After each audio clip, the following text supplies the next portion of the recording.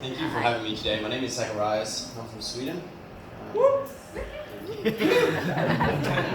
will tell you a short story of my life and then how I got to STM. So I started off kind of as an aide, in a fantastic family, strong believers. My mom and dad were missionaries, so we traveled all around the world. We did amazing trips to India and everything like that. We had a super good time. When I was 13, all through that, I just started doing drugs, heavily abusing drugs. I became a drug addict for almost 10 years, 9 years under the power of drugs. It took everything I had, it took everything away from me. I couldn't see my sister's kids. My sister didn't want anything to do with me. My family didn't know what to do. They didn't know what to say to me. They prayed every day. But the power of the devil is so strong that there is almost no hope for your parents and stuff like that. I can't imagine what they've been through, but they continue to pray for me. And the story of me ending up here is, I was so deep and down, and I was so lost that I didn't know what to do. I lost control of myself. I lost control of my life. I lost control of my family, everything. And just because I had this ground faith of Jesus, and I knew I always could lean back on that. So the winter of 2018, I went to church for the first time in very many years. I was under the influence of drugs actually that day when I came to church for the first time. And I met these two guys. It was two young youth pastors who was bugging me with all this. They wanted my number. They wanted to contact me every day. They wanted to look after me. And I'm like, nah, it's not for me. I didn't go back for half a year. And then I came back the summer of 2019. And during that month, I had a guy that owed me money. So actually right before I decided to get here, I was going to collect from him. So I packed my car with an axe, a baseball bat, and a ski mask. And I text him and I say, I hope you're home because I'm going to get that money. I sit in my car and I got a phone call from one of the pastors. And he calls me just out of the blue and just said, don't do it.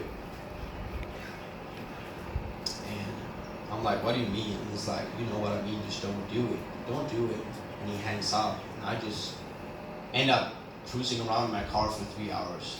And that day, that time, I just changed my way of life and changed the way of living. And I started to bless this man just in the car, for a couple of hours, just cruising around and blessing this man. And I'll go back to that story, but I got back to church and they was pushing me to be baptized. So I got baptized last summer, 2019, 16th of June, amen for that. And that's when I really got scared, living a life without God is so much more easier, even believe it or not, than living with God. So much you need to change, so much, can I still be with my friends, can I have this life? I need to change everything. So, in the way of changing life, I spent time with some of the guys from my church, and they talked about STN. They've been to STN. And 2 months after I got baptized, a guy shows up at my work, and I had to speak with him. That's the guy who owed me money, and he gave the money to me in a cup, and he says, "Here." And that's the money I used for going to STN. So that's so weird. If I had gotten that money 2 months earlier, I probably would have used it for drugs or something else. But I got it 2 months late, and that ended up me up to use the money for STN to change my life radically. And the most amazing thing is that my sister accepted God a month after I did, and the family connection I have now is so strong, and I was just thinking about that the other day. The conversations I'm having with my dad is so weird. We're talking like two grown-ups that actually understand each other. And it's amazing. So I've had 2 fantastic months with the STN. They just by showing how a good Christian should live and just taking it slow, It's hard to change your life just radical, but taking things slow and one step at a time will help you so much. I'm actually here with my sister. She's actually in the other group, so we went here together.